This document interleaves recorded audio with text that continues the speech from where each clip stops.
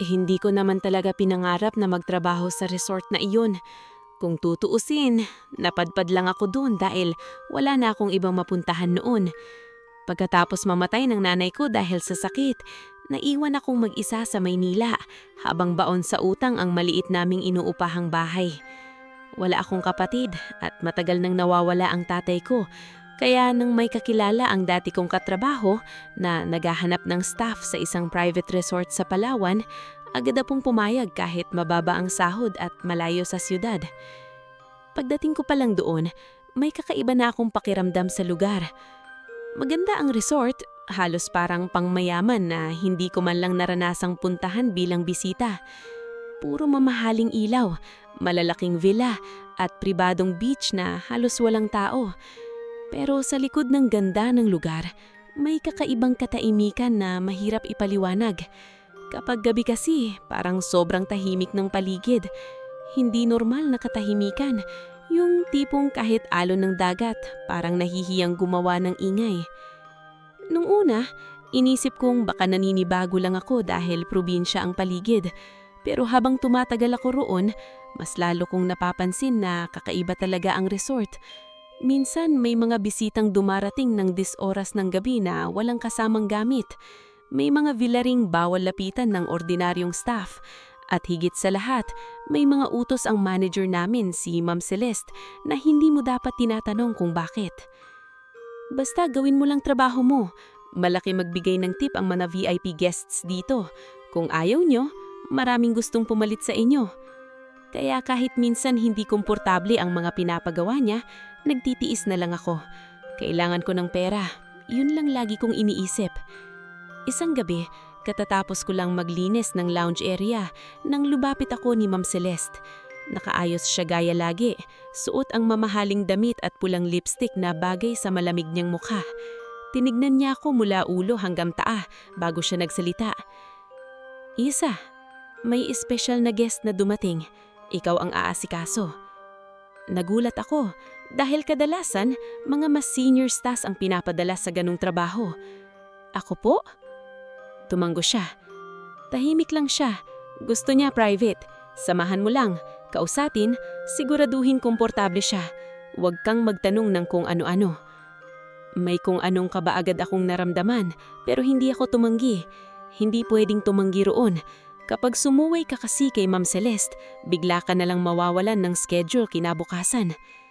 Binigay niya sa akin ang susi ng isa sa pinakamalayong villa sa resort. Villa Azuren ang pangalan. Alam kong bihira iyong gamitin dahil nasa pinakadulong bahagi iyon, malapit sa gubat at halos dikit na sa batuhan sa gilid ng dagat. Habang naglalakad ako papunta roon, pakiramdam ko lalong lumalamig ang hangin.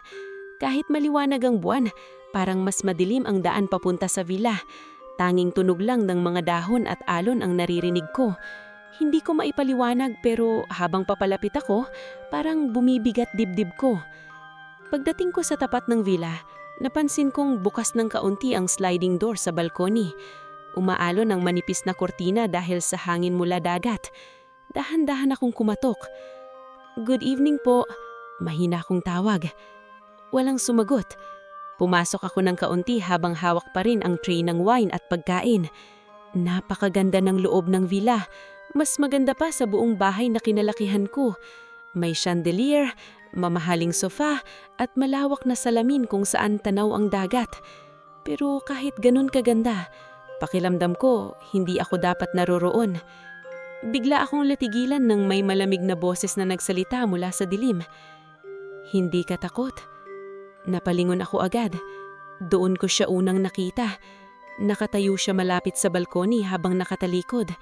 Matangkad, nakaitim na polo at bahagyang tinatangay ng hangin ang buhok niya. Hindi ko maipaliwanag pero parang hindi siya bagay sa lugar na iyon. Para siyang masyadong perpekto para maging totoo. Nagulat lang po ako, sagot ko habang pilit nagpapakalma. Dahan-dahan siyang humarap sa akin at doon ako tuluyang natulala. Sa lahat ng lalaking nakita ko sa buong buhay ko, siya lang ang may ganong mukha. Masyadong maputi ang balat niya, matangos ang ilong at kakaiba ang mga mata niyang tila mas maliwanag kaysa normal. Hindi siya mukhang artista, Mas mahirap ipaliwanag kaysa roon.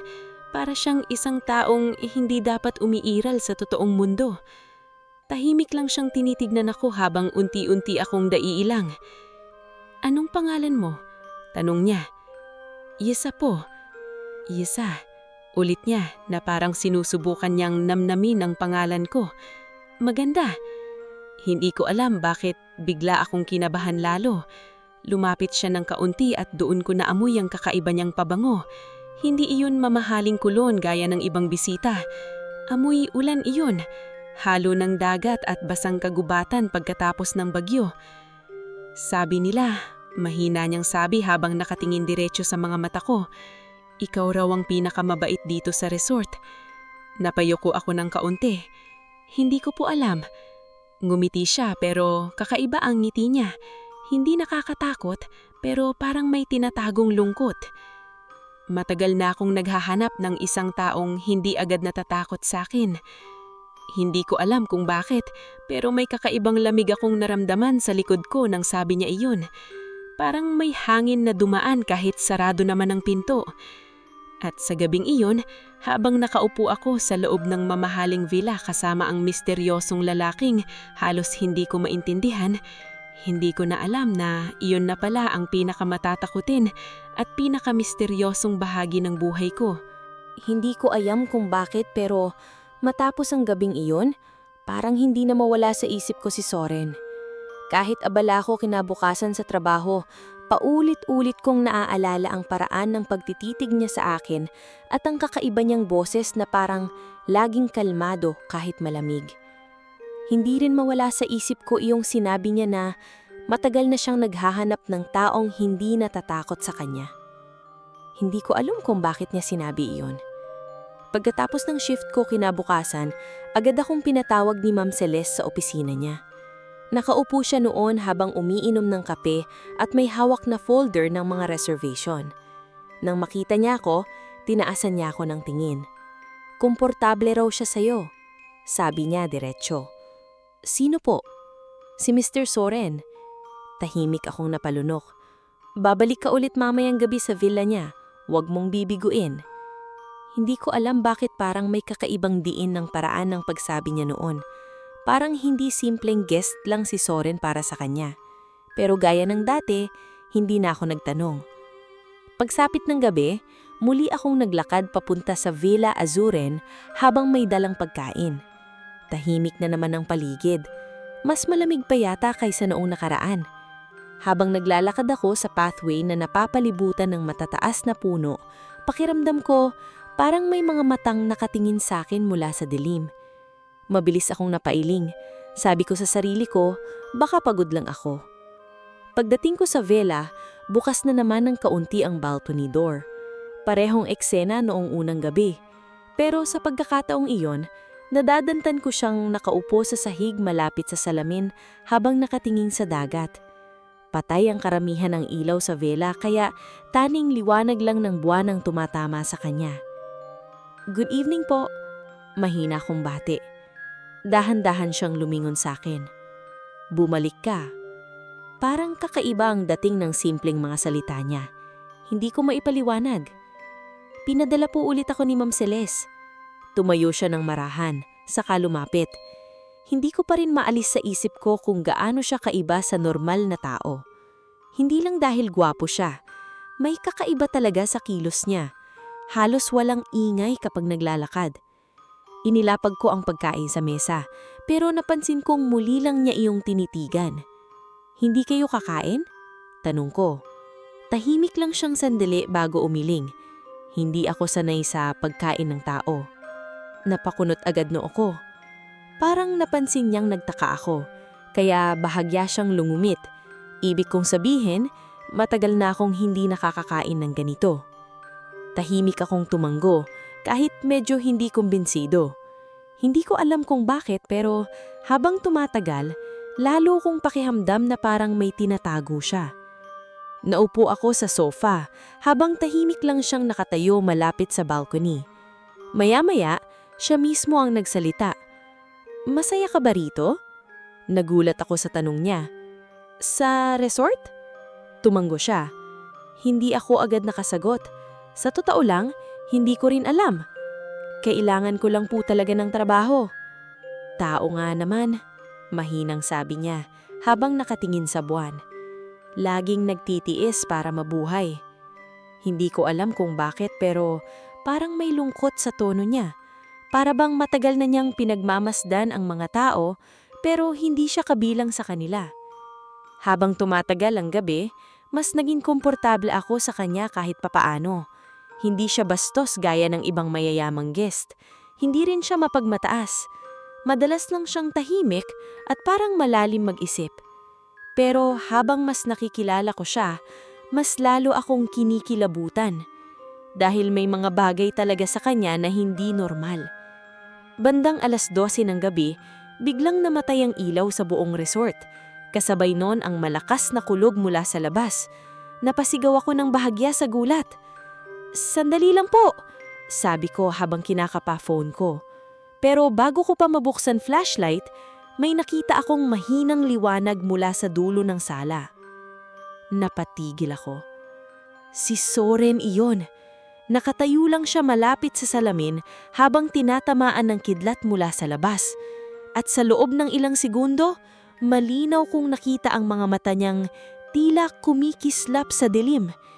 Hindi yun normal na refleksyon lang, parang sariling liwanag. Nanlamig buong katawan ko. "Sir!" Dahan-dahan siyang limingon sa akin. At sa unang pagkakataon, parang may nakita akong takot sa mukha niya. Mabilis niyang iniwas ang tingin saka lumakad palapit sa malaking kandila sa mesa. Maya-maya, kusi siyang naglayab kahit hindi siya sindihan. Tuluyan akong napatayo. Hindi ko alam kung ano ang mas nakakatakot, iyong biglang sindi ng kandila o iyong katotoanang parang normal lang para sa kanya. Tahimik ang buong villa matapos noon. Taning ulan at hangon lang sa labas ang maririnig. "Ano kayo?" Hindi ko napigilang itanong. Matagal siyang hindi nagsalita. Kapatapos, tumingin siya sa akin ng diretsyo. "Kapag sinabi ko ba, maniniwala ka?" Hindi ako agad nakasagot. Dahil sa totoo lang, hindi ko rin alam kung anong gusto kong marinig. Biglang may malakas na katok sa pintuan ng villa. Pareho kaming napalingon. "Isa!" Sigaw ng isa sa mga staff sa labas. "Nandito ka pa ba?" Mabilis akong lumapit sa pintuan habang mabilis tibok ng dibdib ko. Pagkabukas ko, bumungad agad si Noel, isa sa mga waiter sa resort. Mukhang balisa siya. "Kanina ka pa hinahanap ni Ma'am Celeste. Biglang nawala ng signal buong resort tapos may bisita daw na nakakita ng lalaki sa dagat." "Ha? May nakatayo raw sa gitna ng alon kahit sobrang lakas ng bagyo." Unti-unti akong napalingon pabalik kay Soren. Tahimik lang siyang nakatayo sa loob ng villa habang nakatingin sa akin. At sa sandaling iyon, hindi ko maipaliwanag kung bakit parang mas lalo akong natakot at mas lalo ring nahila papunta sa kanya. Pagkatapos ng gabing iyon, halos hindi ako nakatulog sa staff quarters. Kahit ipikit ko mata ko, paulit-ulit kong naaalala ang mga mata ni Soren na tila may sariling liwanag sa dilim. Pilit kong kinukumbinsi sarili ko na baka epekto lang iyon ng kidlat o pagod. Pero sa kaibukuran ko, alam kong may mali talaga.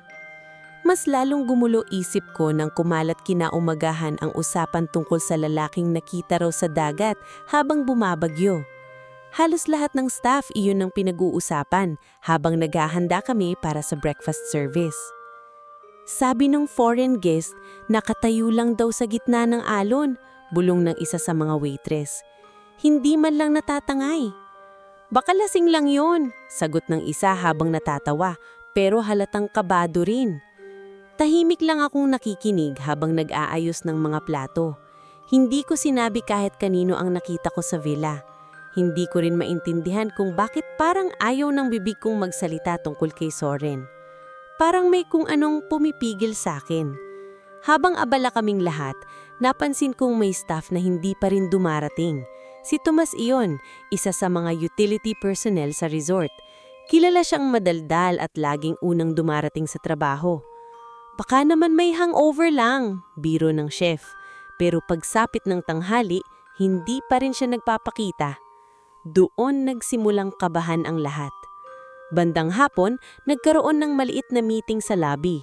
Nandoon si Ma'am Celeste at halatang iritado. "Walang aalis sa assigned area nyo," malamig niyang sabi. "May personal na problema lang si Tomas." Pero halatang hindi naniwala ang karamihan, lalo na nang may isang housekeeping staff na nagsabing nakita raw niya si Tomas kagabi malapit sa Villa Azuren. Biglang natahimik ang lahat. "Anong ginagawa niya ron?" tanong ng isang waiter. "Hindi ko alam," sagot ng babae habang kinakabahan. "Pero parang may bitbit siyang gamit." Mabilis kong naalala ang mamahaling antigong vase na nakita ko sa villa ni Soren noong isang gabi. Bigla akong kinabahan. Pagkatapos ng meeting, nagpasya akong dumaan muna sa likod ng resort bago bumalik sa quarters. Gusto ko sanang mapag-isa para makapag-isip. Habang naglalakad ako malapit sa maintenance area, may napansin akong matandang lalaki na nakaupo sa lumang bangko habang naninigarilyo. Si Mang Isko iyon, isa sa pinakamatagal ng maintenance worker sa resort. Tahimik lang siya lagi at bihirang makipag-usap sa staff. Pero habang papadaan ako, bigla niya akong tinawag. "Ikaw yung madalas pinakapunta sa Villa Azuren, di ba?" Napahinto ako. "Opo." Matagal niya akong tinitigan bago siya bumuntong hininga. "Mag-ingat ka ron." Bigla akong nakaramdam ng kaba. "Bakit po?" Tumingin muna siya sa paligid bago muling nagsalita ng mahina. "Hindi normal ang lugar na yun." Natahimik ako. Noong una, akala ko isa lang siya sa mga matatandang mahilig manakot ng bagong empleyado. Pero iba ang itsura ni Mang Isko habang nagsasalita. Hindi siya mukhang nagbibiro. Matagal na akong nagtatrabaho rito. Bago pa itinayong resort na to, puro gubat at bato lang dito. Pero may mga kwento na noon pa. Hindi ko namalayan na paupo ako sa katabing bangko habang nakikinig. "Anong kwento po?" Matagal siyang natahimik bago sumagot. "May mga nilalang daw dito sa isla na hindi tao." Nanlamig agad batok ko. "Mga engkanto," mahina niyang sabi. "Mga nakatira sa ilalim ng bundok at malapit sa dagat." Bibilis kong naiwas ang tingin. Hindi ko alam kung bakit pero agad kong naalala si Soren. "Totoo po ba yun?" pilit kong tanong. "Hindi ko rin alam noon," sagot niya habang nakatingin sa malayo. Hanggang may nakita akong bagay na hindi kayang gawin ng ordinaryong tao. Hindi na niya idinetalye kung ano yon, pero sapat na ang paraan ng pagsasalita niya para lalo akong kabahan. "Basta, tandaan mo," sabi niya habang pinapatay ang sigarilyo. "Kapag may nilalang na masyadong maganda para maging totoo, madalas, hindi talaga tao yun." Hindi agad ako nakasagot. Pagbalik ko sa quarters, lalo lang gumulo isip ko. Gusto kong isipin na nagkataon lang lahat, na baka natatakot lang ako dahil sa mga kwento. Pero nang gabing iyon, muli akong ipinatawag ni Ma'am Celeste. "Bumalik ka kay Mr. Soren," sabi niya habang abala sa pagtingin ng records, "at siguraduhin mong hindi siya maiinis." Tahimik akong tumanggo kahit mabigat ang pakiramdam ko. Habang papunta ako ulit sa Villa Azuren, pakiramdam ko mas madilim ang paligid kaysa dati. Kahit maliwanag ang buwan ay parang hindi umaabot ang ilaw nito sa parte ng resort na iyon. Pagdating ko sa villa, bukas na naman ang balkonya. At gaya ng dati, nandoon si Soren. Nakatayo si Soren sa labas habang nakatanaw sa dagat. Tinatangay ng hangin ng buhok niya habang tahimik lang siyang nakatingin sa malayo. "Sir," mahina akong tawag. Dahan-dahan niyang lumingon. At kahit ilang beses ko na siyang nakita, hindi pa rin normal ang epekto niya sa akin. Parang may kakaibang bigat sa presensya niya. Lumapit ako ng dahan-dahan habang hawak ang tray ng pagkain. Pero bago pa ako makapagsalita, agad kong naamoy ang kakaibang amoy sa paligid. Amoy dugo. Napahinto ako. Napansin agad ni Soren ang reaksyon ko kaya bigla niyang tinakpan ng manggas ang kaliwang kamay niya. "Anong nangyari sa inyo?" tanong ko agad. Tahimik lang siyang sandali bago sumalita. "May nagtangkang kumuha ng bagay na hindi kanya." Nanlamig agad dibdib ko. Bigla kong naalala si Tomas. "Si Tomas po ba?" Hindi siya sumagot, pero sapat na ang katahimikan niya para lalo akong kabahan. Lumapit siya sa akin ng marahan hanggang halos ilang pulgada na lang pagitan namin. Takat siya na ba sa akin, Isa? Hindi agad ako nakasagot. Dahil sa totoo lang, oo, takot na takot ako. Pero habang nakatingin ako sa mga mata niyang tila may itinatagong lungkot at dilim, may parte rin akong gustong maintindihan siya. At yon ang mas nakakatakot sa lahat. Hindi ko alam kung gaano katagal kaming magkatitigan ni Soren noong gabing iyon. Pakiramdam ko kasi parang huminto ang paligid habang nakatitig siya sa akin. Naririnig ko pa rin ang malalakas na alon sa labas at ang hangin na humahampas sa salamin ng villa. Pero mas malakas ang tibok ng dibdib ko kaysa sa lahat ng iyon. Takot ka na ba sa akin, Isa? Paulit-ulit iyong umalingaw-ngaw sa isip ko. Dapat siguro oo agad ang sagot ko. Dapat siguro tumakbo na ako palabas ng villa at hindi na bumalik kailanman. Pero habang nakatingin ako sa kanya, may kakaibang pakiramdam akong hindi ko maipaliwanag. Oo, natatakot ako. Pero kasabay noon, parang naaawa rin ako sa kanya. Unti-unti niyang ibinaba ang manggas na tumatakip sa sugat sa kamay niya. Napansin kong mabilis iyong naghihilom habang nakatitig ako. Tuluyan akong nanlamig. Hindi normal iyon. Hindi ko siya pinatay. Mahina niyang sabi na parang alam niyang si Tomas ang iniisip ko. Nasaktan ko lang. Nasaan siya? Mahinang tanong ko. Tumulong ang dagat para ilayo siya sa akin. Hindi ko naintindihan agad ang ibig niyang sabihin pero lalo lang akong kinabahan. Hindi ko alam kung buhay pa ba si Tomas o hindi. Tahimik kaming pareho sandali bago siya lumayo at muling tumingin sa dagat. Dapat hindi ka na bumalik dito, sabi niya. Nagulat ako, pero kayo po. Hindi ligtas para sa tao ang masyadong lumapit sa akin. Muli kong napansin ang lungkot sa boses niya. Hindi iyon tunog ng taong gustong manakit. Para siyang taong matagal nang sanay mag-isa. Hindi ko na malayan na palapit ako sa kanya. Ano ba talaga kayo? Matagal siyang hindi nang sugot. Pagkatapos, bahagya siyang napangiti pero hindi masaya ang ngiting iyon. Kung sasabihin kong hindi ako tao, aalis ka ba? Hindi ako agad nakapagsalita. Kahit gusto kong sabihin na oo, hindi ko magawa. Dahil habang tumatagal, mas gusto kong maintindihan kung sino talaga siya. Napabuntong hininga siya saka naupo sa malaking sofa malapit sa balcony. Tahimik akong naupo sa kabilang dulo habang malakas pa rin ang ulan sa labas. Natagal na akong namumuhay kasama ng mga tao, mahina niyang sabi habang nakatitig sa kandila na nasa mesa. Pero hindi ako naging isa sa kanila. Tahimik lang akong nakikinig. Maraming taon na ang lumipas pero pare-pareho pa rin ang tao. Takot sa mga bagay na hindi nila maintindihan. Hindi ko alam bakit, pero parang mas matangga ang paraan ng pagsasalita niya kaysa itsura niya. Mukha lang siyang nasa late 20s, pero minsan kapag nagsasalita siya, parang napakatagal nang nabubuhay. Bakit kayo nandito sa resort? Tanong ko. Sandali siyang natahimik bago tumingin sa akin. Dahil tahimik dito, at dahil malapit ito sa lugar na hindi dapat ginagalaw ng tao. Hindi ko na itanong kung anong ibig niyang sabihin dahil biglang kumidlat sa labas.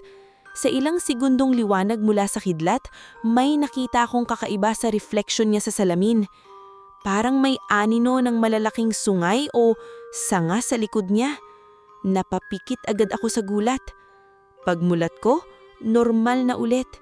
Nahawakan ko ang dibdib ko habang pilit binapakalma sarili ko. Hindi mo kailangang pilitin sarili mong manatili rito, mahina niyang sabi. Pero hindi ako umalis. Sa halip, mas lalo akong nakiusap sa sariling kumalma habang sinusubukang kilalanin siya bilang ordinaryong tao. At habang tumatagal ang gabing iyon, unti-unti kong nakita ang ibang side ni Soren. Hindi siya katulad ng mga mayayamang guest sa resort na mahilig mag-utos at mangmata ng staff. Tahimik lang siya. Minsan parang hindi niya alam paano makipag-usap ng normal. May mga bagay siyang hindi maintindihan tungkol sa simpleng buhay ng tao. tulad ng pagkain. Bakit gusto niyong inumin ng mapait na bagay? Tanong niya habang nakatitig sa tasa ng kape. Napangiti ako ng bahagya. Normal lang naman po ang kape. Kahit mapait, sanayan lang siguro.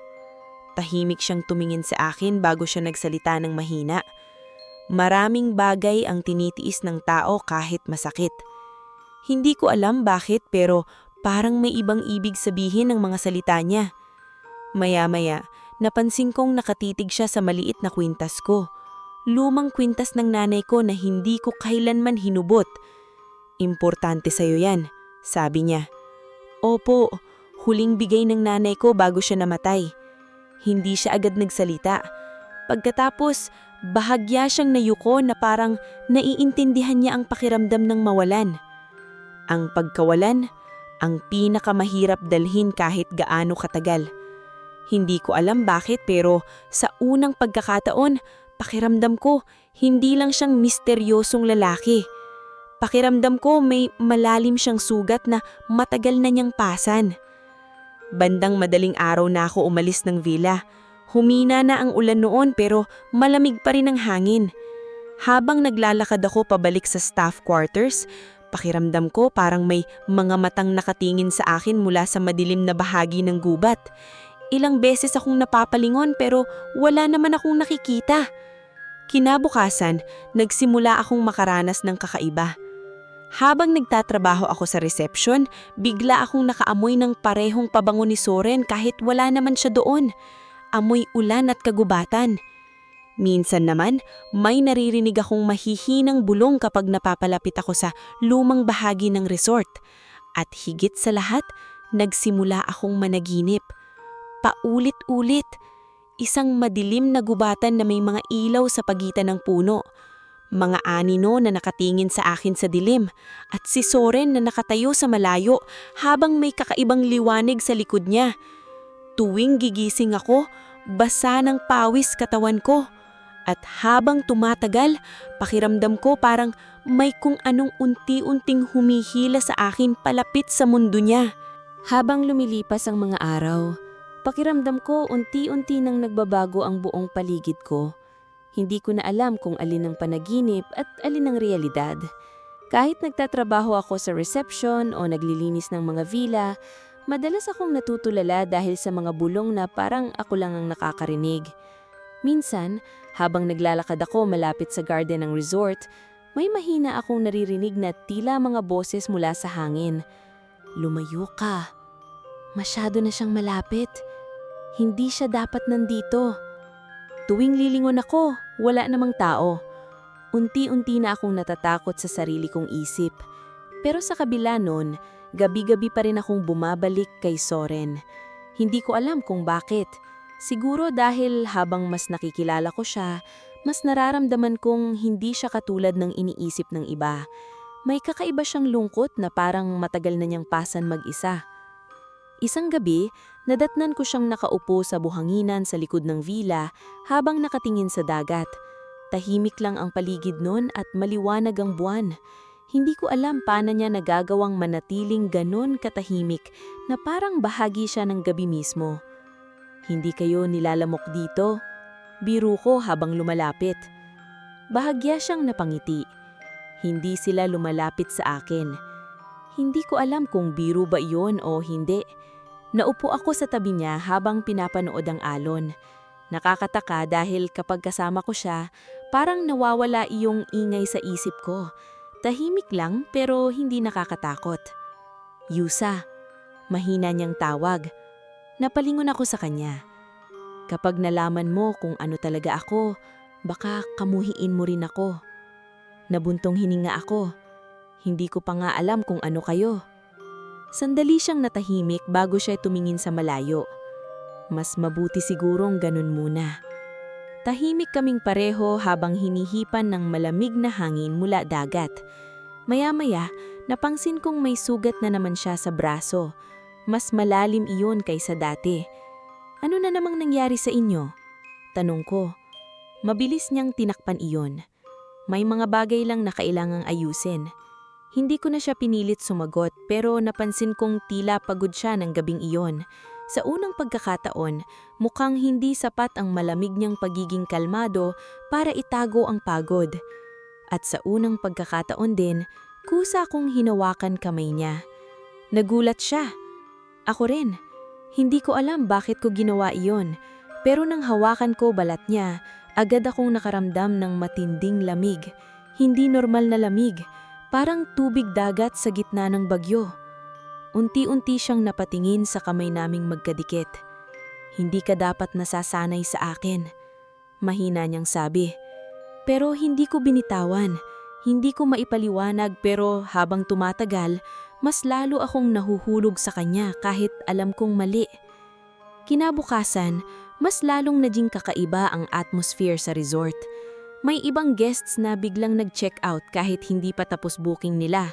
May isang foreigner daw kasi na nagising ng madaling araw at nakakita ng nilalang sa gilid ng dagat.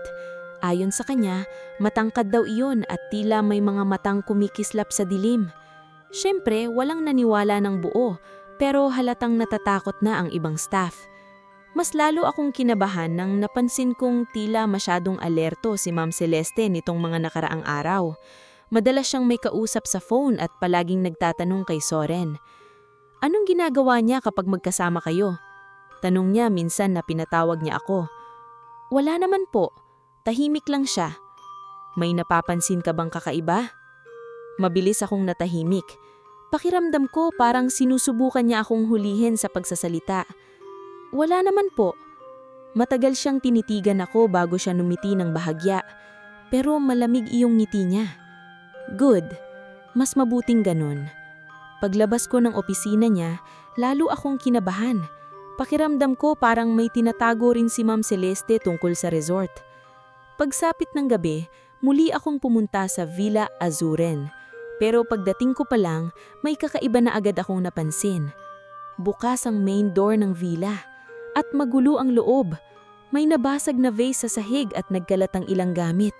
Agad bumilis tibok ng dibdib ko. Soren? Tawag ko. Walang sumagot. Mabilis akong pumasok habang naninginig. Doon ko nakita si Soren sa gitna ng sala habang may dugo sa gilid ng labi niya. At sa paligid niya, may 3 lalaking nakahandasok sa sahig na tila nawalan ng malay. Anong nangyari? Halos pabulong kong tanong. Bigla siyang napalingon sa akin. At sa unang pagkakataon, nakita kong hindi na normal ang mga mata niya. Mas maliwanag iyon sa dilim. Halos kulay pilakak. Umalis ka dito. Malamig niyang sabi. Pero bago pa ako makakilos, may narinig akong yabag mula sa labas. Kasunod nun ang boses ni Ma'am Celeste. Sigurado kayong nandito siya? Napatigil ako. May mga lalaki akong narinig na armado base sa tunog ng mga gamit nila. Unti-unti nang tumayo si Soren habang bumibigat ang hangin sa buong villa. Yusa, mahina niyang sabi habang nakatingin sa pinto. Kapag sinabi kong tumakbo, huwag kang lilingon. Biglang bumukas ng malakas ang pinto. Pumasok ang 4 na armadong lalaki kasama si Ma'am Celeste. At doon ko unang nakita ang tunay na takot sa mukha ng manager namin na akala ko noon ay walang kinakatakot. Sa wakas, mahina niyang sabi habang nakatitig kay Soren. Totoo ka pala talaga. Hindi ako agad nakagalaw matapos bumukas ang pinto ng villa. Pakiramdam ko nagyelo buong katawan ko habang nakatingin sa mga armadong lalaking unti-unting pumapasok sa loob. Nakatutok agad ang mga baril nila kay Soren habang si Ma'am Celeste naman ay nakatayo lang sa likod nila. Pero halatang kinakabahan kahit pilit niyang tinatago. At sa unang pagkakataon, nakita kong hindi manager ang tingin niya kay Soren. Para siyang taong nakakita ng isang bagay na matagal niyang hinahanap. Huwag kayong lalapit, malamig na sabi ni Soren. Mas lalo akong kinilabutan sa boses niya. Hindi na iyon katulad ng dati niyang kalmadong paraan ng pagsasalita. Mas mabigat, mas malamig. Napansin kong tila gumagalaw ang hangin sa buong villa kahit sarado naman ang ibang bintana. Relax, sabi ng isa sa mga lalaki habang hawak ang kakaibang baril na hindi ko pa nakikita noon. Hindi ka namin papatayin agad. Buhay ang gusto sa kanya, dagdag ni Ma'am Celeste habang nakatitig kay Soren. Mas malaki ang halaga niya kapag buhay. Nanlamig dibdib ko. Anong ibig sabihin nito? Halos pabulong kong tanong habang nakatingin kay Ma'am Celeste. Bahagya niyang nilingon ako. Wala kang ideya kung gaano kahalaga ang nilalang na yan. Hindi ako agad nakasagot. Nilalang? Yun mismo ang tawag niya kay Soren. Unti-unti akong napaatras habang bumibigat ang hangin sa paligid. Napansin kong tila gumagalaw ang hangin sa buong villa kahit sarado naman ang ibang bintana. Lumayo ka sa kanya, Isa, sabi ni Ma'am Celeste. Hindi mo naiintindihan kung gaano siya kapanganib. Pero bago pa ako makapagsalita, biglang may malakas na ugong mula sa labas. Kasunod noon ang biglang pagpatay ng lahat ng ilaw sa villa. Napasigaw ang isa sa mga armadong lalaki at sa loob ng ilang segundo, taning liwanag lang ng buwan mula sa balcony ang natira. Doon ko nakita ang tunay na anyo ng takot.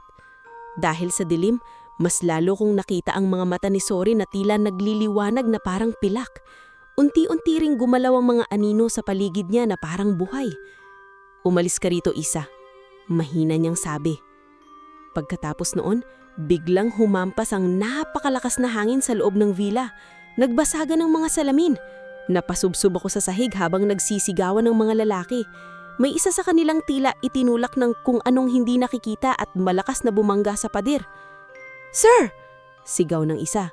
Sunod-sunod ang putok ng baril pero parang walang tumatama kay Soren. Sa halip, mas lalong lumakas ang hangin sa paligid niya. At doon ko nakita, sa likod niya, sa pagitan ng dilim at liwanag ng buwan, parang may malaking anino na unti-unting lumalabas. Hindi ko maipaliwanag ang itsura nito.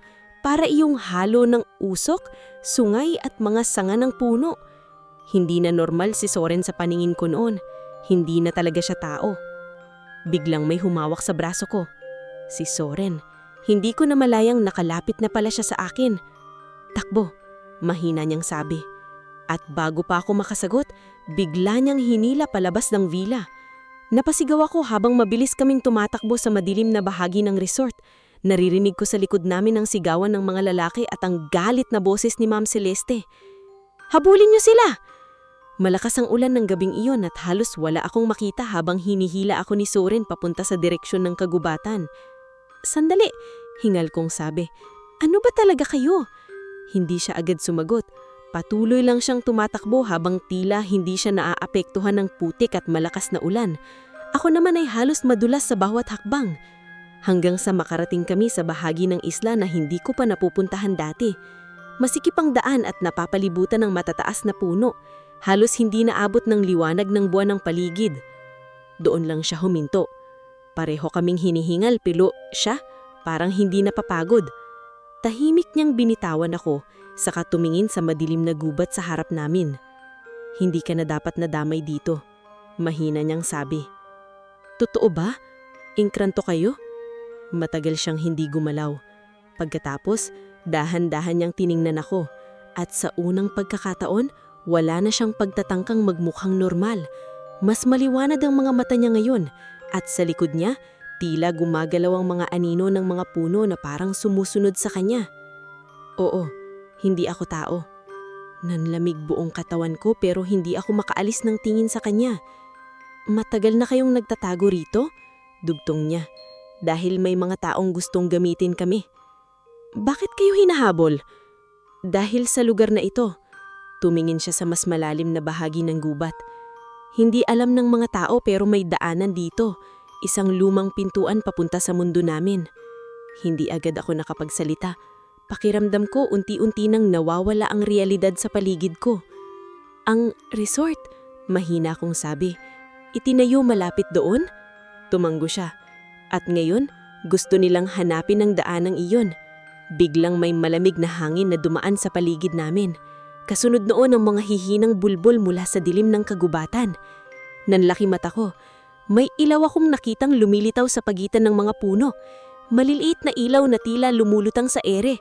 At maya-maya, may mga anino na gumagalaw sa malayo. Hindi tao. Unti-unti akong napaatras palapit kay Soren habang mabilis tibok ng puso ko. Pero imbes na matakot siya, mas lalo siyang naging alerto. "Hindi tayo ligtas dito," mahina niyang sabi. "Kanino?" Hindi siya agad sumagot. Pero nang tumingin siya sa mas malalim na bahagi ng gubat, doon ko nakita ang bagay na nagpatunay na hindi lang si Soren ang kakaibang nilalang sa isla.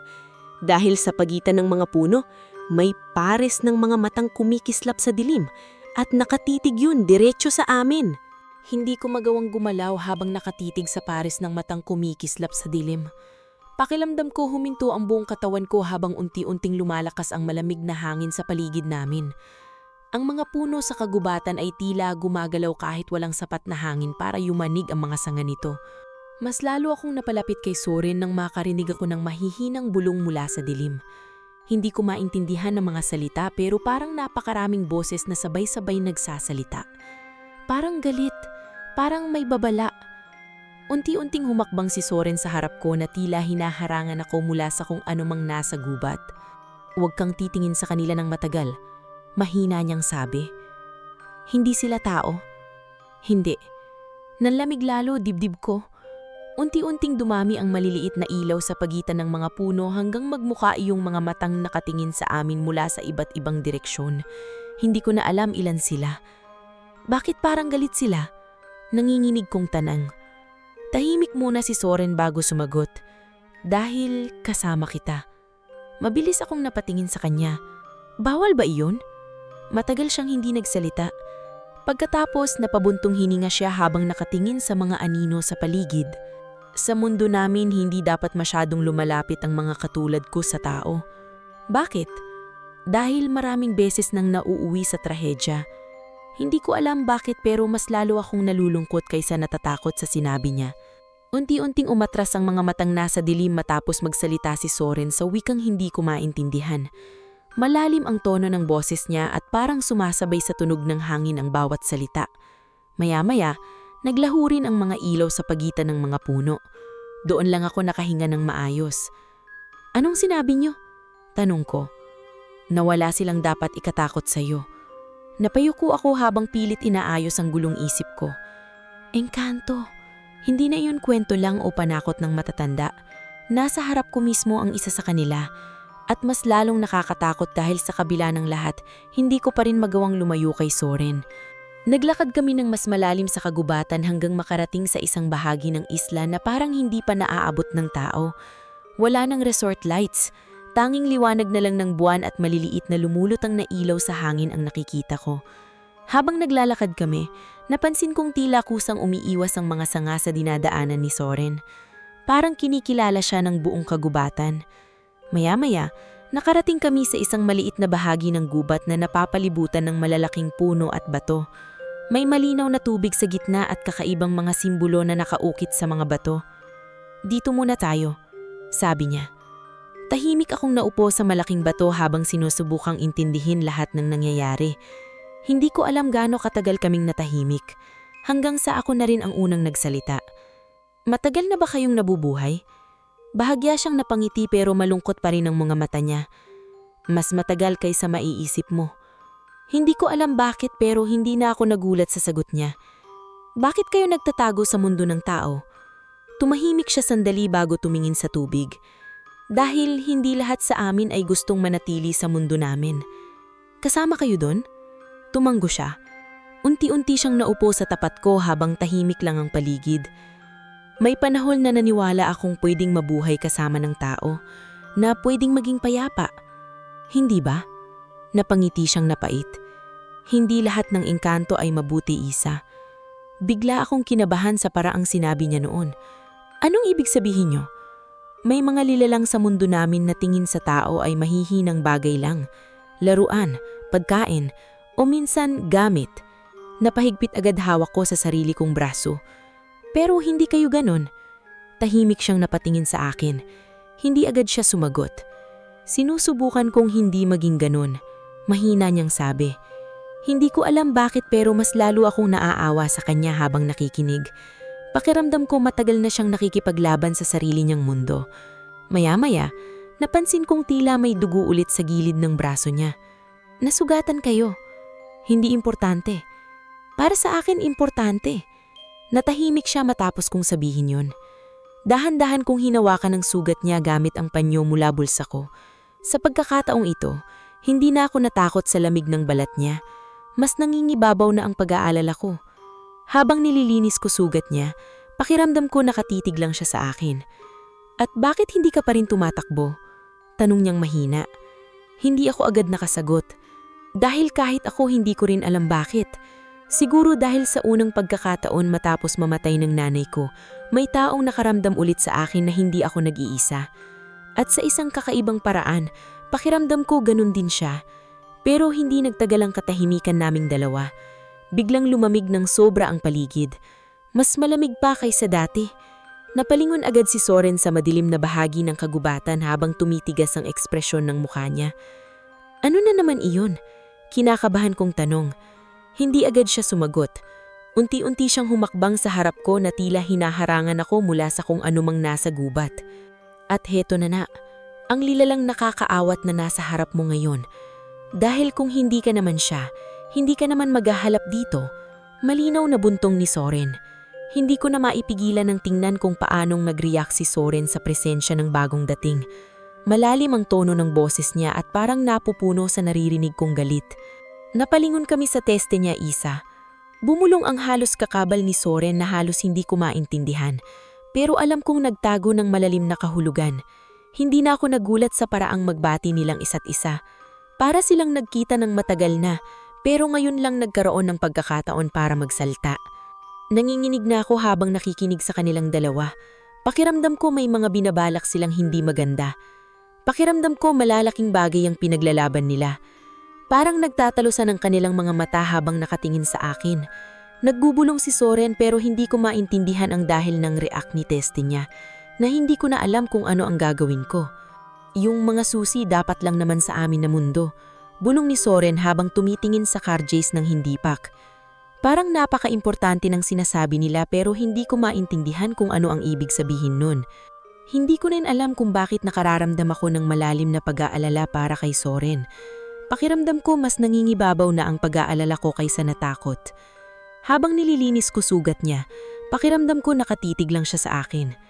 Hindi ko alam kung gaano katagal kaming natahimik hanggang sa pinili na ng asi na balik yung tingin niya sa akin. Dahil kahit ako hindi ko rin alam bakit.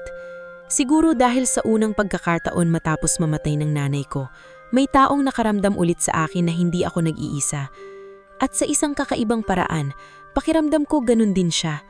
Pero hindi nagtagal ang katahimikan naming dalawa. Biglang lumamig ng sobra ang paligid. Mas malamig pa kaysa dati. Napalingon agad si Soren sa madilim na bahagi ng kagubatan habang tumitigas ang ekspresyon ng mukha niya. Ano na naman iyon? Kinakabahan kong tanong. Hindi agad siya sumagot. Unti-unti siyang humakbang sa harap ko na tila hinaharangan ako mula sa kung anumang nasa gubat. Heto na nga, ang lilalang nakakaawat na nasa harap mo ngayon. Dahil kung hindi ka naman siya, hindi ka naman maghahalap dito. Malinaw na buntong ni Soren. Hindi ko na maipigilan ng tingnan kung paanong nag-react si Soren sa presensya ng bagong dating. Malalim ang tono ng boses niya at parang napupuno sa naririnig kong galit. Hindi ako makahinga ng maayos habang nakatitig sa lalaking unti-unting lumalabas mula sa dilim ng kagubatan. Pakiramdam ko, mas bumigat ang hangin sa paligid nang tuluyan siyang tumapak sa liwanag ng buwan. Hindi siya mukhang tao kahit nasaan yung tao siya. Masyadong maputla ang balat niya at masyadong matalim ang mga mata niyang kulay pula na tila nagliliyab sa gitna ng dilim. Agad akong napaatras palapit kay Soren. Napansin iyon ang bagong dating at bahagya siyang ngumisi. Kahanga-hanga? Sabi niya habang nakatingin sa akin. Hindi pa rin siya tumatakbo matapos malaman kung ano ka. Hindi sumagot si Soren. Mas lalo lang tumigas sa ekspresyon ng mukha niya habang nakaharang sa akin. Bakit nandito ka, Vael? Malamig niyang tanong. Ngumiti ng bahagya ang lalaki. Pinapabalik ka nila. Namlamig agad paligid matapos niyang sabihin iyon. Tahimik lang akong nakatingin sa kanilang dalawa habang sinusubukang intindihin ang sitwasyon. Halatang kilala nila ang isa't isa pero ramdam ko rin ang tensyon sa pagitan nila. Wala na akong kaugnayan sa inyo, sagot ni Soren. Talaga ba? Tila natatawang sabi ni Vael. Pero dahil sa'yo, nagsisimula ng magising ang daanan. Bigla na alala ko ang sinabi ni Soren tungkol sa lihim na pintuan sa ilalim ng isla. Napatingin ako sa kanya. Anong ibig niyang sabihin? Hindi agad sumagot si Soren. Si Vael ang unang nagsalita. Hindi pala sinasabi sa'yo. Napatingin siya sa akin habang tila naaaliw. Ang resort na pinagtatrabahuhan mo? Nakatayo iyon sa ibabaw mismo ng isa sa pinakamatandang daanan ng mundo namin. Namlamig dibdib ko. Kapag tuluyang nagising ang daanang iyon, dugtong niya, magbubukas ulit ang hangganan ng dalawang mundo. Tahimik akong napatitig kay Soren. Totoo ba yun? Dahan-dahan siyang tumango. Pakiramdam ko lalo akong nahihilo habang lumalala ang mga nalalaman ko. Hindi dapat alam ng mga tao ang lugar na ito, sabi ni Vael habang dahan-dahang naglalakad paikot sa amin. Pero dahil sa kasakiman ng tao, unti-unti nilang ginagalaw ang bagay na hindi nila naiintindihan. Bigla kong naalala si Ma'am Celeste at ang mga armadong lalaking kasama niya. May plano silang hanapin ang daanan, sabi ko. Hindi lang hanapin, sagot niya habang bahagyang tumatawa. Gusto nila itong buksan. Biglang bumigat lalo dibdib ko. Bakit? Dahil naniniwala silang makakakuha sila ng kapangyarihan mula sa mundo namin. Tahimik ang buong paligid matapos noon. Taning hangin lang sa pagitan ng mga puno ang maririnig. Unti-unting tumingin si Vael kay Soren. At ikaw ang susi. Napansin kong bahagyang humigbit kamao ni Soren. Hindi ko hahayaang mangyari iyon. Wala ka ng pagpipilian, sagot niya. Nararamdaman na ng ibang pagbukas lang daanan at habang mas matagal kang nananatili rito kasama ang taong iyan, bigla siyang tumingin sa akin. Mas lalong lumalakas ang tawag ng kagubatan. Hindi ko intindihin pero pakiramdam ko may malamig na bagay na bumapang sa batok ko matapos niyang sabihin iyon. Anong ibig mong sabihin? Tanong ko. Hindi agad sumagot si Vael. Sa halip dahan-dahan siyang lumapit sa akin hanggang may bilis na hinila ako ni Soren palapit sa kanya. Lumayo ka sa kanya, malamig na sabi ni Soren. Bahagyang ngumisi ang lalaki. Nagbabago na siya, sabi niya habang nakatingin sa akin. Hindi mo ba napapansin? Bigla kong naalala ang mga panaginip ko, ang mga bulong, ang pakiramdam na parang may humihila ako sa dilim. Unti-unti akong kinabahan. Anong ginagawa niyo sa kanya? Tanong ko kay Soren. Wala akong ginagawa. Pero naapektuhan na siya ng mundo mo. Malamig na putol ni Vael. Kapag mas matagal siyang nananatili sa paligid mo, mas lalong naririnig na ang tawag ng kagubatan. Hindi ko alam bakit pero pakiramdam ko parang lumalakas ang mga bulong sa paligid ko matapos niyang sabihin iyon. Napahawak agad ako sa ulo ko. Naririnig ko na naman sila. Mahihinang boses mula sa hangin. Bumalik. Buksan. Malapit na. Isa. Mabilis na tawag ni Soren habang hinahawakan balikat ko. Biglasong natauhan pero mabilis pa rin tibok ng puso ko. Tahimik lang nagmasid si Vael sa akin bago siya napangiti ng bahagya. Masyado ng huli, sabi niya. Naririnig na siya ng daanan. Ano ba talaga gusto niyo? Galit ng tanong ni Soren. Biglang nawala ang ngiti ni Vael. Pigilan ng mga tao. Bigla akong napatingin sa kanya. May dumating na sa island. Mga taong gustong hukayin ang ilalim ng resort. Namlamig agad dibdib ko. Kapag nabuksan nila ang daanan ng mali, sabi niya habang nakatingin sa dilim na bahagi ng kagubatan, hindi lang mundo namin ang maaapektuhan. Tahimik siya sandali bago muling nagsalita. Pati mundo ng tao. Unti-unti akong napaupo sa bato habang pilit inaayos magulong isip ko. Pakiramdam ko sobrang liit ko sa gitna ng lahat ng nangyayari.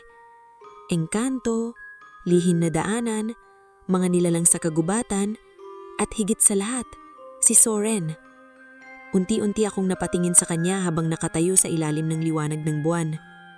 Kahit ngano ko pilit itanggi, alam kong mahalaga siya sa akin.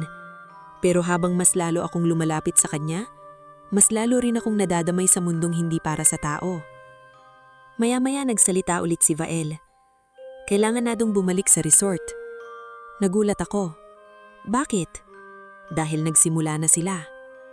May malakas na ugong mula sa malayo. Kasunod noon ay mahinang pagyanig ng lupa sa ilalim namin. Mabilis na napalingon si Soren sa direksyon ng resort. At sa unang pagkakataon mula nang makilala ko siya, nakita kong tila may takot sa mga mata niya. Binuksan na nila ang unang selyo. Mahinang sabi niya. Hindi ko alam paano namin nagawang makabalik agad sa resort ng gabing iyon. Pakiramdam ko kasi habang tumatakbo kami palabas ng kagubatan, mas lalong lumalakas ang ugong mula sa malayo. Kasabay noon ang sunod-sunod na pagyanig ng lupa na para bang may malaking bagay na unti-unting gumigising sa ilalim ng isla. Habang tumatakbo ako kasunod ni Soren at Vael, pakiramdam ko mas lalong umiinit ang hangin kahit malakas ang ulan. At habang papalapit kami sa resort, napansin kong tila nagbabago ang paligid. Masyadong madilim. Hindi normal na dilim. Parang nilalamon ng anino ang buong isla. Mula sa malayo, nakita ko ang resort na halos wala ng ilaw habang nagsisigawan ng mga tao sa lobby area. May ilang guests na nagtatakbuhan papunta sa parking area habang ang ibang staff naman ay hindi malaman ang gagawin. At sa gitna ng lahat ng iyon, may kakaibang liwanag na nanggagaling sa likod ng resort, sa mismong direksyon ng Villa Azuren. Diyos ko, mahinang kong sabi. Mabilis kaming tumakbo papunta roon pero bago pa kami makarating, sinalubong agad kami ni Mang Isko. Halatang takot na takot siya at halos hindi makahinga. Binuksan nila! Sigaw niya habang nanginginig. Hinukay nilang ilalim ng lumang bilya. Biglang napamura si Vael habang mabilis na napatingin kay Soren. Huli na tayo. Hindi ko maintindihan ang lahat pero ramdam kong mas lumalala ang sitwasyon kada segundo. Habang papalapit kami sa Villa Azuren, mas lalo kong nakikita ang kaguluhan. Wasak na ang ilang bahagi ng villa at may malalim na hukay sa gitna ng dating sala. Sa ilalim noon, may kakaibang liwanag na tila humihinga mula sa kailaliman. At sa paligid ng hukay may mga simbolong kumikislap sa lupa. Nandoon si Ma'am Celeste, kasama ng ilang lalaking armado at mga taong mukhang dayuhan. May dala silang kung ano-anong kagamitan na tila ginagamit sa paghuhukay. Pero halatang hindi na nila kontrolado ang sitwasyon. Dahil habang tumatagal, mas lalong lumalaki ang liwanag mula sa ilalim. At kasabay noon, nagsisimulang gumalaw ang hangin sa buong resort. Biglang may malakas na sigaw mula sa isa sa mga lalaki nang tila may aninong humila sa kanya pababa sa hukay. Nataranta ang lahat. Ano yun? Sigaw ng isa. Isara niyo to! Sigaw naman ni Ma'am Celeste habang umaatras. Pero huli na. Biglang umalingaw-ngaw ang napakalakas na ugong mula sa ilalim ng lupa. Kasunod noon, ang pagputok ng malakas na hangin na halos magpatumba sa lahat. Napahawak agad ako kay Soren habang nanginginig buong katawan ko. At doon ko nakita.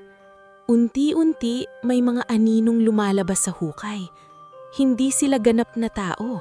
Parang usok na may hugis ng katawan. At ang mga mata nila, puro puting liwanag. Nagsimulang magsigawan ng mga tao habang nagtatakbuhan palabas ng resort. Bumukas na ang daanan. Mahina pero mabigat na sabi ni Vael. Hindi pa tuluyang bukas, sagot ni Soren habang nakatitig sa hukay. Biglang napatingin ako kanya. Anong mangyayari kapag tuluyang iyong bumukas? Tahimik siya sandali. At doon ako kinabahan. Unti-unti niyang inilayo tingin niya bago tumingin sa malaking hukay sa gitna ng villa. Sinong lang ang may kakayahang magsara nito? Nanginginig ang tanong ko. Tahimik si Vael sa likod namin. At si Soren naman, bahagyang napapikit. Doon ko naramdaman ang tunay na takot. Ang nagbabantay ng daanan. Mahinang sagot niya. Nailing agad ako. Hindi pwede. Dahil alam ko na agad ang ibig niyang sabihin. Biglang lumakas ang hangin sa buong resort habang unti-unting lumiliwanag ang buong paligid ng hukay. May mga simbolong nagsisimulong lumutang sa hangin habang mas dumadami ang mga nilalang na lumalabas mula sa ilalim. At sa gitna ng kaguluhan, nakita kong unti-unti nagbabago si Soren. Mas maliwanag ang mga mata niya ngayon at sa likod niya tila may malalaking anino na parang pakpak na gawa sa usok at liwanag. Hindi na siya mukhang tao, pero kahit ganon, siya pa rin si Soren sa paningin ko. Yung lalaking tahimik na nakatingin sa dagat gabi-gabi. Yung lalaking unang nagparamdam sa akin na hindi ako nag-iisa matapos mawala si Mama. Napaluha ako habang nakahawak sa kanya. May ibang paraan pa, mahinang sabi ko. Pero hindi siya sumagot. Dahil pareho naming alam na baka wala na talaga.